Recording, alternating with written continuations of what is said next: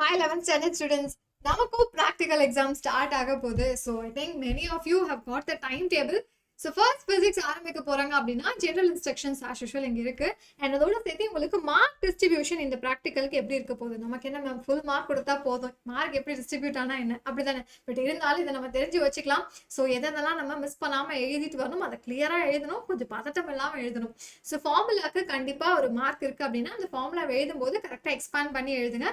அதுக்கு தான் உங்களுக்கு கிட்டத்தட்ட ஒரு மார்க் இருக்கு. 2 மார்க்ல ஒரு மார்க் எக்ஸ்பான்ஷனுக்கு, ஒரு மார்க் தான் ஃபார்முலாக்கு. அதே மாதிரி ப்ரொசீஜர்ஸ் நீங்க என்னெல்லாம் பண்ண போறீங்களோ அதோட ப்ரொசீஜருக்கு ஒரு 3 மார்க் இருக்க போது. அப்சர்வேஷனுக்கு 5 மார்க்ஸ் இருக்கு. கால்குலேஷன் பார்ட்க்கு 4 மார்க்ஸ். இதெல்லாம் கொஞ்சம் நீட்டா எழுதுங்க. அண்ட் அடுத்தது ரிசல்ட் எழுதும் போது அதே மாதிரி யூனிட்ஸ் எப்பவுமே எஸ்ஐ யூனிட்ல தான் இருக்கணும். அண்ட் அந்த கரெக்டான வேல்யூக்கு ஹாஃப் மார்க், யூனிட்க்கு ஹாஃப் மார்க். அண்ட் இது போக உங்களோட பேலன்ஸ் மார்க்ஸ் எல்லாமே அட்டெண்டன்ஸா இருக்கட்டும், ஸ்கூல்ல எழுதக்கூடிய test and assignment and record note, இது எல்லாத்துக்கும் வந்துட்டு மார்க் இங்கே அலோகேட் ஆயிருக்கு. ஸோ இது எல்லாமே நீங்கள் ஃபுல் மார்க் வாங்கிடுவீங்க, பிரச்சனை இல்லை. பட் இருந்தாலும் என்னென்ன எக்ஸ்பெரிமெண்ட்ஸ் இருக்கு, ஸோ அங்கே போய் நம்ம வந்துட்டு எதுவும் தெரியாத மாதிரி இருக்கக்கூடாது இல்லையா. ஸோ எல்லாமே தெரிஞ்சிருக்கணும். இங்கே இருக்கக்கூடியது லிஸ்ட் ஆஃப் எக்ஸ்பெரிமெண்ட். ஸோ இதில் வந்து உங்களுக்கு எந்த எக்ஸ்பெரிமெண்ட் வந்தால் சூப்பராக இருக்கும் அப்படின்னு நினைக்கிறீங்களோ அதை எனக்கு கமெண்ட்ல சொல்லுங்க. ஸோ ஃபிசிக்ஸில் இருக்கக்கூடிய 12 எக்ஸ்பெரிமெண்ட். ஸோ உங்களுக்கு நீங்கள் கவலைப்பட வேணாம். ஸோ எப்படியெல்லாம் வேல்யூஸ் சப்ஸ்டியூட் பண்ணோம், ஸோ எய்ம் என்ன எழுதணும், அப்பாரட்டஸ் என்ன இருக்கு, ஸோ ஃபார்முலாஸ் அந்த மாதிரி எக்ஸ்பான்ஷன் எப்படி இருக்கு, ஸோ இது எல்லாமே கிளியரா இருக்கு. டயக்ராம் போட வேண்டிய பார்ட்க்கு நம்ம கண்டிப்பா டயக்ராம் போட்டே தான் ஆகணும். ஓகேவா. ஸோ அதோட சேர்த்து நமக்கு கால்குலேஷன் பார்ட்ல ஓகே. ஸோ அதுக்கு முன்னாடி அப்சர்வேஷன் எழுதும் போது டேபிள் போடுறீங்க அப்படின்னா ஸோ டேபிள் அது என்ன நீங்கள் கால்குலேட் பண்ணுறீங்க, அதோட யூனிட்ஸ் என்ன, அதையுமே அந்த டேபிளில் மென்ஷன் பண்ணிடுங்க. ஓகே. அண்ட் ஃபைனல் ஆன்சரை கரெக்டாக எழுதும் போது மேக் ஷுர் அதனுடைய எஸ்ஐ யூனிட்டை எடுத்து எழுதிடுங்க. ஸோ கால்குலேஷன் பார்ட் இந்த மாதிரி இருக்கணும். ஸோ 12 எக்ஸ்பெரிமெண்ட்டும் இது மாதிரி தான் இருக்க போது. ஸோ இது மாதிரி ஒரு பிடிஎஃப் உங்களுக்கு நான் கொடுத்துட்றேன். இது இருக்கக்கூடியது நீங்கள் ஒரு தடவை ஒரு கிளான்ஸ் பார்த்துட்டு உங்களுக்கு என்ன ப்ராக்டிக்கலோ ஒரு 2 hours 3 hours வந்து நீங்கள் வீட்டில் உட்காந்து இதை கிளியராக பார்த்துட்டு போனீங்க அப்படின்னாலே போதும். வேறு எதுவுமே தேவையில்லை. எக்ஸ்ட்ராவாக நீங்கள் பயப்படுறதுக்கு இங்கே ஒன்றுமே இல்லை. ஸோ ஃபிசிக்ஸில் பிரச்சனை இல்லை. ஸோ இது மாதிரி உங்களுக்கு எல்லா எக்ஸ்பெரிமெண்ட்ஸ்க்குமே டீட்டெயிலாக, ஸோ கிராஃபாக இருக்கட்டும் எல்லாமே நான் உங்களுக்கு கொடுத்துறேன். ஸோ அதை தாண்டி ஓகே. ஸோ கெமிஸ்ட்ரி தான் நமக்கு வந்து பெரிய பிரச்சனையே. சால்ட்டை கண்டுபிடிக்கிறது பெரிய கஷ்டமா இருக்கு அப்படிதானே. ஓகே. ஸோ அந்த சால்ட் அனாலிசிஸ்க்கு ஓகேவா நம்ம புக்ல என்ன பண்ணிருக்காங்க அப்படின்னா நீங்க வந்து இது எல்லாமே பண்ணுங்க.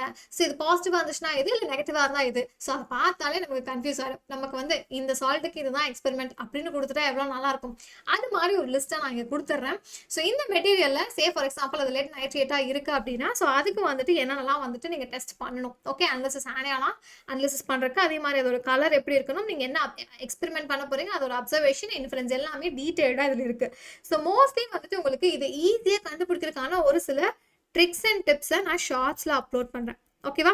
ஸோ ட்ரிக்ஸ் அண்ட் டிப்ஸ் எல்லாமே சால்ட், அதாவது ஒரு சால்ட்டை பார்த்த உடனே எப்படி மேம் கண்டுபிடிக்கிறது இது இதுதான் அப்படின்னு சொல்லிட்டு 15 சால்ட் இருக்குல்ல. ஸோ அதை ஈஸியாக கண்டுபிடிக்கிறதுக்கு நான் ஷார்ட்ஸில் உங்களுக்கு இது எல்லாத்தையுமே நாளைக்கு அப்லோட் பண்ணிடுறேன். பட் அதோட நோட்ஸ் பார்ட் இங்கே இருக்குது. இதை நான் வந்து இந்த வீடியோக்கு கீழேயே அட்டாச் பண்ணி வச்சுறேன். ஸோ ஒவ்வொரு சால்ட்டுக்குமே தனியாக இருக்குது. ஸோ ஒவ்வொன்றும் வந்து நீங்கள் ஈஸியாகவே கண்டுபிடிச்சலாம். சோடியம் கார்பனேட் எனக்கு வந்திருக்கக்கூடிய சோடியம் கார்பனேட் தான் அப்படின்னா அதை எப்படி கண்டுபிடிக்கிறது அப்படிங்கிறதுக்கான ஒரு டீட்டெயில்டு பிடிஎஃப் இருக்குது. ஸோ அடுத்தது ரொம்ப முக்கியமாக நம்மளோட பயாலஜி ஸ்டூடெண்ட்ஸ். ஸோ பயாலஜி ஸ்டூடெண்ட்ஸ்க்கு தான் வந்துட்டு இருக்கிறதுலே நிறைய இருக்கு. ஸோ நமக்கு எப்படி மார்க் அலோகேட்டா இருக்கு. அண்ட் அதே மாதிரி நீங்க பியோர் சயின்ஸ் ஸ்டூடெண்ட்ஸா இருக்கீங்க அப்படின்னா உங்களுக்கு ஒரு சில எக்ஸ்பெரிமெண்ட்ஸ் அதிகமாக இருக்கும். சரி நீங்க பாட்னி மட்டும் அப்படின்னா ஸோ 15 மார்க்குக்கு நீங்க வந்து ஸ்லைடாக கண்டுபிடிக்கணும். ஸோ அந்த ஸ்லைடில் எதெல்லாம் இருக்கு. ஸோ கைஸ் இது வந்து பாட்னி. ஓகே. பியோர் சயின்ஸ் ஸ்டூடெண்ட்ஸ்க்கானது. உங்களுக்கான மார்க் அலோகேஷன்ஸ் அதே மாதிரி 8, 12, 13 ஸோ மாதிரி இது கொடுத்துருக்காங்க நம்பர். அண்ட் பியில் வந்து நீங்கள் ஐடென்டிஃபிகேஷனுக்கு உங்களுக்கு ஹாஃப் மார்க், அதோட ரீசன்ஸ்க்கு ஒரு 1 மார்க். அண்ட் அதே மாதிரி அடுத்தது டிசெக்ஷன். ஸோ என்ன ஃப்ளவர் வேணால் நமக்கு கொடுக்கலாம். ஸோ கண்டிப்பாக ஐடென்டிஃபிகேஷனுக்கு ஒரு மார்க், டிசெக்ஷனுக்கு ஒரு மார்க்கு, ஃப்ளோரல் கேரக்டர் எழுதணும், ஃப்ளோரல் டயக்ராம் எழுதணும், ஃபார்முலா எழுதணும். ஸோ இது மூணுமே தியரியில் படித்த அதே விஷயங்கள் தான். ஸோ திரும்ப ஒரு தடவை இதெல்லாம் ப்ராக்டிஸ் பண்ணி பார்த்துட்டு போயிடுங்க. Then you will get full marks. சரியா. ஸோ அடுத்தது பாருங்கள் அதே மாதிரி எக்ஸ்பெரிமெண்ட்ஸில் மார்க் டிஸ்ட்ரிபியூஷன் எப்படி இருக்க போகுது. இது வந்து நமக்கு அதே மாதிரி லாஸ்ட்டில் வந்துட்டு நீங்கள் எழுதும்போது எய்ம் எழுதணும், ப்ரொசீஜர். ஸோ அது வந்து பொட்டாட்டோ ஆஸ்மோஸ்கோப் எக்ஸ்பெரிமெண்ட் வரலாம், இல்லை வந்துட்டு ஆக் ஆக்சினோமீட்டர் வரலாம். ஸோ இது பாட்னியை பொறுத்தவரைக்கும். அண்ட் அதே மாதிரி பயோபாட்னிக்கும் அதே விஷயம் தான். நமக்கு வந்து இங்கே கொஞ்சம் கண்டென்ட் கம்மி. பியோர் சயின்ஸை கம்பேர் பண்ணும்போது நமக்கு எக்ஸ்பெரிமெண்ட்ஸ் வந்து கம்மி, நமக்கே அதிகம் தான். பட் இருந்தாலும் பியோர் சயின்ஸை கம்பேர் பண்ணும்போது நமக்கு ஒரு சில கம்மியான எக்ஸ்பெரிமெண்ட்ஸ் தான் இருக்குது. ஸோ ஒரு மார்க் டிஸ்ட்ரிபியூஷனோட இதுவும் இங்கே இருக்குது. அண்ட் நெக்ஸ்ட் வந்துட்டு அதே மாதிரி ஜுவாலஜி நம்ம பார்த்துடலாமா. எஸ்.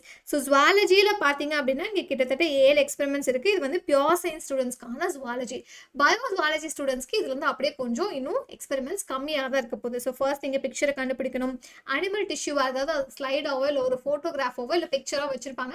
அதை பற்றி ஏதோ ஒரு 2 கமெண்ட் நீங்கள் எழுதினா போதும். தியரியில் படித்த கமெண்ட்ஸே எழுதினாலும் 100% ஓகே தான். அண்ட் அடுத்தது வந்துட்டு நீங்கள் கமெண்ட் வந்து ஒரு கிவன் போன் இல்லை ஜாயிண்ட் உங்களுக்கு பிக்சர் வச்சுக்கலாம். ஸோ அதுலேருந்து கண்டுபிடிக்கணும். அதே மாதிரி டெஃபிஷியன்சி டிசீஸ் கேட்கலாம். மெடிக்கல் இன்ஸ்ட்ருமெண்ட்ஸ் இது வந்துட்டு பியோர் சயின்ஸ் ஸ்டூடெண்ட்ஸ்க்கு அண்ட் சாம்பிள் சொல்யூஷன் கொடுத்துருக்காங்க. அண்ட் தென் வந்து ஃபோட்டோகிராஃபை வச்சு நம்ம கண்டுபிடிக்கணும். Last economic importance. Okay, so இது வந்து ஜுவாலஜி. ஓகே, நம்ம பாட்னி பார்த்தாச்சு.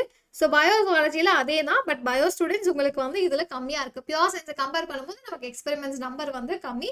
பட் ஓவராலாக ஃபர்ஸ்ட் 5 கொஸ்டின்ஸ் நமக்கும் அதே தான்.